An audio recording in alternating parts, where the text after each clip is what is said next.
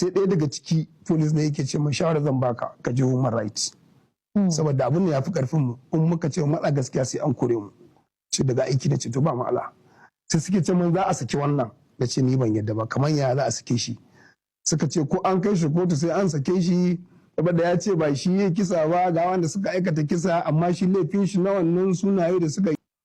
da waye suka zo garin sai ya ce akwai alhaji zangina akwai bagobiri akwai wani mai gari su ma 'yan banga ne amma suna under steward karkashin gwamna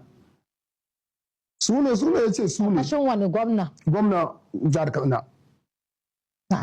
sai ce to ba damuwa sai osi ya ce to ba ma'ala yanzu za a ɗaure ka nan sai an kama wa'annan mutane mutum uku nan da ka kira in suka ce babu sunanka to za ka yi free in kuma suka ce da kai a ciki to ka shiga fa ya ce to ba ma'ala ya kwana 12 ana sai aka ce za a tura ma area commander takarda a tura wa'annan mutanen a kan wannan mutanen uku da ya kira sunansu aka tura takarda 1 aka tura takarda 2 aka tura takarda 3 ba a kama su ba in na kira su ya an kama ba a kama ba za a kama sai suka ce min ai dole sai yan siwos ne dole karkashin gwamnati suke sai dai a tura takarda ofis din su manyan su kamo su kawo su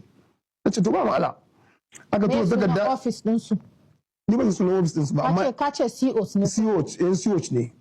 Sea-Watch Sea-Watch na'am Sea-Watch din suna karkashin gwamnatin suna karkashin gwamnati ne yan banga ne na'am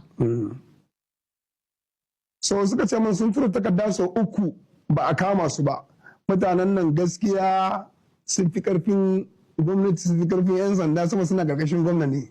na ce yanzu mutum ya laifi a ce ya fi karfin gwamnati kamar yaya to shi wa'annan mutanen guda 3 da kace su yan banga ne menene alakar su da shi wannan Alex Nafiu din nan shi Alex din tare suke aiki da su shi ya kira sunan wannan mutanen shi ma yana tare da Sea-Watch shi ma yana tare da su a Sea-Watch din wato dukansu Sea-Watch a jihar Katsina akwai kungiyoyi yan banga daban-daban ne ko da Sea-Watch akwai yan banga to da duk ɗaya hausa ya kirkiri wasu yan Sea-Watch aka yi musu wani nufan zaki gansu da bindigogi suna yawo an ba su motoci gwamna a cikin yan banga aka cire su a cikin yan banga aka cire su a cikin banga aka cire su sai aka yi musu nasu daban sai aka yi musu nasu daban aka sa musu suna Sea-Watch da kin je police station ake ga office din su ga office din yan sanda sai kuma a cikin asalin yan banga sai aka ɗiba wasu daga cikin su aka sa su Sea-Watch aka sa su Sea-Watch aka sa Sea-Watch na'am to ci gaba kaga yana da kyau ka riga bayani haka saboda mutane su gane kuma sannan anti Maryam shi wannan Nafiu Alex din nan menene halakan shi da wannan alhaji marigayi saboda ya ce suna da halaka wani halaka ya ce kuma alaka na jini ya suke da alaka dan mace da namiji suke da su kaman abokan wasa aka suke tare da shi na'am to sai suke ce ma ai mutanen nan sun fi karfin gwamnati tunda suka taba kama wani komanda na ba tsari gwamna ya masu wani in sun yi laifi sai dai a rubuta masu takarda a kawo su nace to ba ma'ala aka rubuta musu takarda 1 takarda 2 takarda 3 ba su kawo su ba in na kira afiyan kes ina na kira OC David na kira Inspector Idris na kira ASP Awal sai su ce mun ba a kama ba karshen magana da abin da suka ce mutanen nan sun fi karfin su gaskiya ba su kamo in ma mutum ya matsa zai rasa aikin shi sai ɗaya daga ciki police ne yake ce mun shawara zan baka ka je human rights saboda abin ne ya fi karfin mu in muka ce matsa gaskiya sai an kore mu ce daga aiki na ce to ba ma'ala sai suke ce mun za a saki wannan da ce ni ban yadda ba kamar ya za a sake shi suka ce ko an kai shi kotu sai an sake shi saboda ya ce ba shi ya kisa ba ga wanda suka aikata kisa amma shi laifin shi na wannan sunaye da suka wannan lamba da ya kira waya mutu ya tashi na ce ni dai ban yadda ba suka bata min rai sai na kama yana taso na tawata washe gari sai gashi an sako shi sai zo da aro sun gurma da garin fa